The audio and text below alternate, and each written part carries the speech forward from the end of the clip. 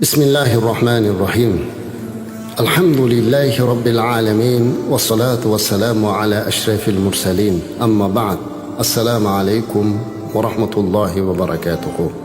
Mana siz bilan biz yana tinchlik va osoyishtalik ila Ramazon oyiga yetib keldik.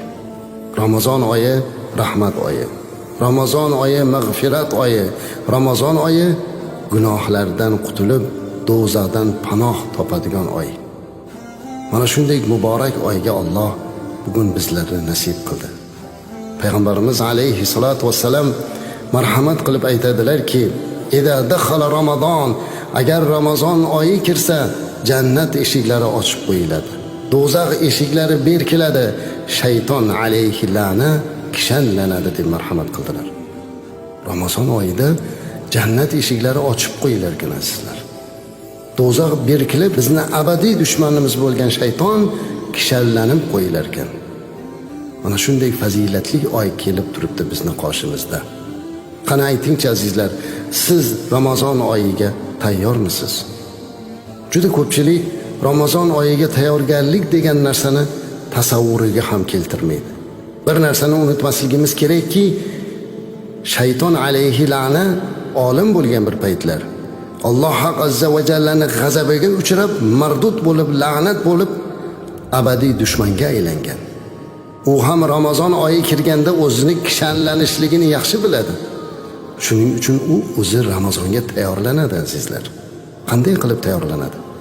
Ramazondan oldin, Ramazon oyida bizni oldimizga bir qancha ma'siyatli ishlarni rejasini tuzib qo'yadi. Ramazon oyining fazilatidan benasib bo'ladigan bir qancha narsalarning illatlarini miyamizga joylaydi. Go'yoki bir aravaga o'tkazib, arablar nafaq deydi, ya'ni tunnel deydi. Mana shu tunnelga olib kirib, orqadan yugurib kelib bir siltab itarib yuboradi-yu, biz o'sha tunnelda bir qancha bizga atab qo'yilgan sovg'a salom, turli ne'matlarni ola olmasdan o'tib ketib qolamiz. U mana shunga tayyorlab bizni arabasiga o'tkazmoqchi. Shunday ekan, shayton Ramazonga tayyorlanyapti. Sizchi? Siz Ramazonga tayyormisiz? Ko'pchilikdan so'raymiz. Ramazonga qanday tayyorlanish kerak? Ramazonga tayyorgarlik ko'rish deganda bozordan iftorlik uchun xarajatlarni ko'paytirib qilib qo'yish, taomnomani tuzish, saharligi iftorlikda qanday taomlarni yeyishlikka tayyorlanishlik emas azizlar. Ramazonga ma'naviy tayyorlanadi. Eng avvalo Alloh azza va jallaga duo qilib, yig'lab, tavba qilib Ramazondan oldin, "Yo Rabbim, meni Ramazon oyiga sog'-omon yetkazgin. Ushbu oyni fazilatidan nasibador qilgin" deb Allohdan so'rash kerak. Payg'ambarimiz alayhisolatu vassalam "Man qoma fi shahri Ramazon imanan va ihtisaban g'ufira lahu ma taqaddama min dhanbihi" dedilar. Kim Ramazon oyida iymon bilan, ihtisob bilan qoyim bo'lar ekan, kechalari turib ibodat qilar ekan, roza tutar ekan, uni hamma gunohlari kechiriladi dedi. Biz mana shunga tayyorlanishimiz kerak. Allohdan shu kunga yetkazishlikni so'ramoqligimiz kerak. Lekin azizlar, Ramazondan oldin bir narsani siz azizlarga va o'zimizga eslatib qo'ymoqchi edik. Ramazon duolari qabul bo'ladigan rahmat oyi, mag'firat oyi. Bu oyda Laylatul Qadr kechasi yashiringan bo'lib, "Xayrun min alfi shahr" dedi Alloh taolo Qur'oni Karimda. Laylatul Qadr 1000 oydan yaxshiroqdir. Lekin mana shu kunlarda har kuni qilinadigan duolarimizni, Laylatul Qadrda sanog'ini Alloh biladigan farishtalar tushib birga duo qiladigan kunda ham duosi qabul bo'lmaydiganlar bor. Mana shu duosi qabul bo'lmaydiganlar ro'yxatidan chiqishga harakat qilish kerak. Kimlarning duosi qabul bo'lmaydi?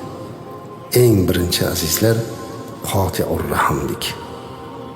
Ya'ni qarindosh urug'idan yuz o'girib yuborgan odamning duosi qabul bo'lmaydi.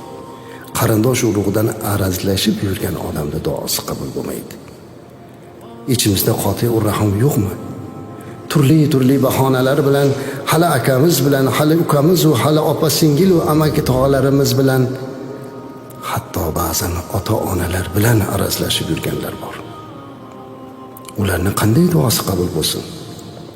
Shunday ekan, ertaga qotiur rahim bo'lib Ramazonga kirib shuncha sa'i harakatlarimizni befoyda ketishidan qo'rqqan inson qarindosh urug'i bilan aloqasini tiklasin. To'g'ri, ba'zan aytadiki, o'tkazib yuborganda, judayam ko'p menga nisbatan yomonliklarni qilganda, birodar, azizim, Ramazon oyida Alloh haq azza va jalla sizni hamma gunohingizni kechiraman deb turgan bo'lsa, siz o'zingizni qilgan gunohlaringizni ko'z oldingizdan o'tkazing-da, buyuk Robbimizdek zot, buyuk Robbimiz bizni gunohimizni kechirayotganda, "Man kimman o'zi?" degan savolni bering. Biz kimmiz? Bir oddiy bir bandamiz. Nega kechira olmaymiz?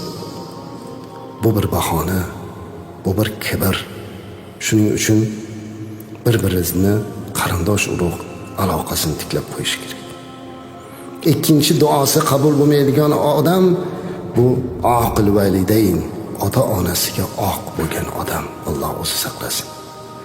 Ota-onasini norozi qilib qo'ygan odam Ramazon oyida duosi qabul bo'lmaydi. Hozirdan harakatini qilsin. Ularni duosini olsin. Ularni rozi qilishlikka harakat qilsin. Bir narsani unutmaslik kerak. Ota-ona bolasiga qarab, "Men sendan rozi emasman, seni oq qildim" deyishi sharti emas ekan. Ota-onani qalbi og'rib qolishligi, bolasini oldida ko'ziga yosh olib xafa bo'lishligi o'zi kifoya. Alloh saqlasin. Lekin hayotimizda ota-onamizga duq qilgan, ranjitgan paytimiz bo'lmadi deb ayta olmaymiz. Shunday ekan, Ramazondan oldin ota-onangizni ziyorat qiling-da, ulardan rozilik so'rang. Otajonim, onajonim, axir siz menga mehribonsiz. Men bir erka farzandingizman. Xafa qilgan bo'lsa meni kechiring.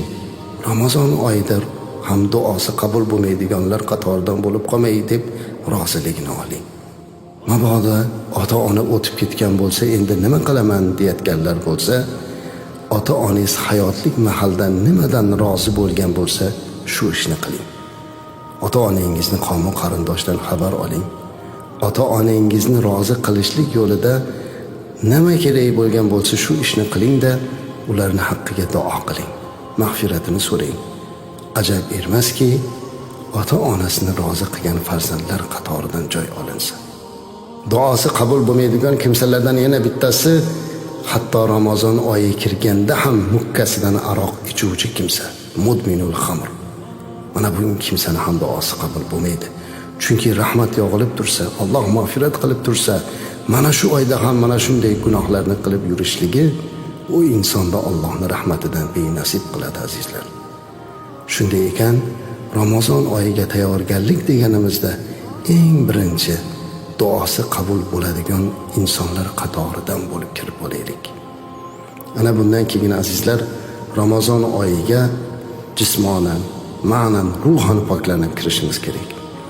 Hammamiz hovli joylarimizni pokiza qilishligimiz, turli chiqindilardan tozalashimiz, ko'cha-yu ariqlarimizni pok qilishimiz kerak. Nega? Chunki Ramazon oyida Laylatul Qadr kechasi bor. Bu kechada osmondan farishtalar, hatto Jibroil alayhissalom tushadilar. Shunday buyuk mehmonlar kelayotgan bir oyda nima uchun pokizalik bilan kutib olmaslik kerak? Ana shuning uchun pokizalik bilan kutib olish kerak. Va Ramazon oyida hammalarimiz yanada mehr va muruvvatimizni kuchaytirishimiz kerak. Ramazon oyi bu mehr va muruvvat, saxovat oyi, azizlar. Bu oyga mana shunday kayfiyatda, mana shunday niyatda kirib olishligimiz kerak. Siz Ramazon oyiga tayyormisiz? Mana bu savolga endi har birimiz o'zimizning iymonimiz va vijdonimiz bilan javob beraylik. Alloh hammamizni Ramazon oyiga muvofiq aylasin. Muslimun.uz Andijon viloyati vakilligi muslimun.uz sahifasining rasmiy diniy ma'rifiy kanali. Bizni kuzatib boring. Biz siz bilan doimo birgamiz.